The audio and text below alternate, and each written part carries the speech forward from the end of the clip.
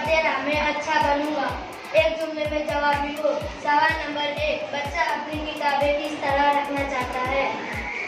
जवाब, बच्चा अपनी किताबें सलीके से रखना चाहता है। सवाल नंबर 2, बच्चा किसका अदब करना चाहता है?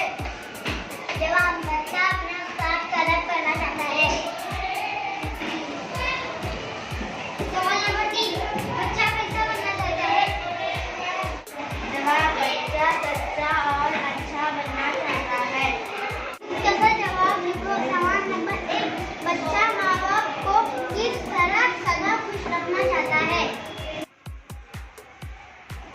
जवाब, बच्चा अपने माँ बाप की बात मानकर और अपने काम से उन्हें सदा खुश रखना चाहता है। सवाल नंबर 2, बच्चों की सोबत में रहने का बच्चे पर क्या असर होगा? जवाब, अच्छों की सोबत में रहने से बच्चा सच्चा और अच्छा बनेगा। सवाल नंबर 3, अच्छे बच्चे की 3 खूबियाँ लिखो। अच्छे बच्चे की 3 खूबियाँ। नंबर 1, उस्ताद का अदब करेगा।